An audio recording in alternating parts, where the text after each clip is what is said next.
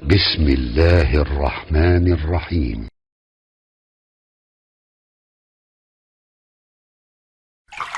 Saya tutup sampai sini dulu. Teman-teman perhatikan, walamma, sedangkan Allah ya'lamillahu alladhina jahadu minkum, belum melihat kesungguhan Anda untuk mengatasi berbagai persoalan kehidupan itu. Kalimat jahadu, akar katanya dari kata al-juhdu, serius, sungguh-sungguh. Jadi kalau persoalan Anda ingin segera selesai, Anda mesti serius. Hei yang sedang kuliah, kalau mau cepat selesai kuliahnya, serius belajarnya, pahami dengan baik. Kalau Anda nggak pernah serius, bagaimana bisa menyelesaikan pelajaran dengan baik? Hei yang sedang berumah tangga, kalau ingin baik rumah tangganya, serius dalam berumah tangga, keluarkan hukum-hukum Allah, terapkan dalam kehidupan rumah tangga, Anda akan mendapatkan manfaatnya. Hei yang sedang berbisnis, serius dengan pekerjaan, karena hanya orang serius yang bisa menghasilkan kekayaan-kekayaan yang terbaik. Serius dalam ibadah, karena ibadah melahirkan keberkahan dengan kekayaan yang Anda dapatkan dari titipan Allah Subhanahu wa Ta'ala. Ayo serius. Al-juhdu dibagi 3 bagian. 1, serius dalam merencanakan, disebut ijtihad namanya. Bikin rencana. Misal, maaf, tadi dalam keluarga, kalau diambil kedudukan Yusuf alaihissalam, antum tempatkan itu pada porsi pertama sebagai target. Misal, Yusuf diberikan kedudukan oleh Allah. Bagaimana anak saya punya kedudukan walaupun tidak sama dengan Yusuf alaihissalam? Cari, rencanakan, buat pemetaan. Di masa depan anak saya mesti punya kedudukan. Apa? Kalau dalam kedokteran, kedudukan dokter yang terbaik. Kalau dalam bisnis, pengusaha yang terbaik. Misal, kalau dalam pemerintahan, jangan tanggung-tanggung, jadi presiden, jadi ini, jadi itu. Anda turunkan kemudian pendidikannya dari situ. Ijtihad direncanakan. Masuknya lewat sini, lewat sini, lewat sini, lewat sini. Seperti kemudian, maaf, Hannah dengan Imran rahimahumullah merencanakan hasil yang terbaik untuk Maryam, bahkan sejak dalam kandungan. Quran surah ketiga Ali Imran dari ayat 35 sampai 37, paling kiri pertengahan sampai bawah. Idz qalat imra'atu Imran rabbi inni nazartu, bahkan nazartu ma fi batni muharrara, saya bernazar anak saya yang lahir ini akan punya kedudukan dekat dengan Allah Subhanahu wa Ta'ala. Di sejak bayi direncanakan mau jadi apa. Setelah itu apa? Jihad itu kesungguhan dalam mempraktekkan, mengaktualisasikan konsep yang sudah dibuat. Jangan sampai cuma berdoa, tapi doanya tidak disandingkan dengan ikhtiar, nggak nyambung. Makanya ketika lahir, ada jihad dengan doa. Falamma wada'at saqalat rabbi inni wada'tuha untha, ayat 36-nya. Wallahu a'lamu bima wada'at wa laysa dzakaru kal untha. Lihat, wa inni sammaituha Maryam wa inni u'idzuha bika wa dzurriyyataha minasyaitonir rajim. Doa. Setelah berdoa apa? Teruskan. Bagian akhirnya ayat 37-nya. Maaf teman-teman, tidak cukup dengan doa.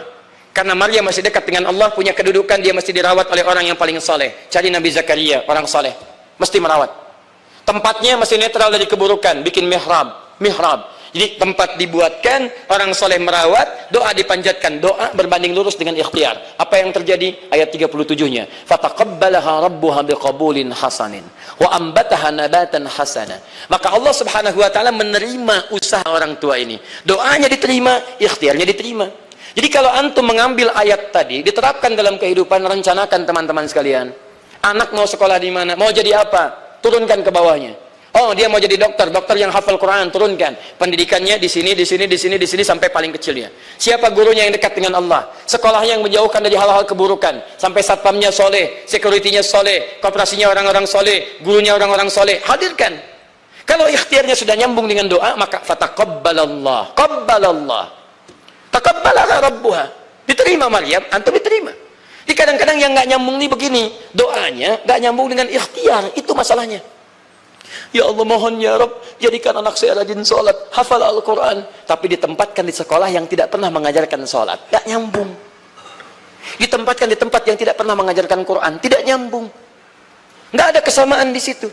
Maka Nabi Ya'qub alaihissalam memberikan gambaran kepada anaknya, nak, kamu akan punya kedudukan begini, hati-hati, setiap ada kedudukan akan ada rintangan, kamu harus punya rencana untuk merencanakan solusi-solusi terbaik untuk itu.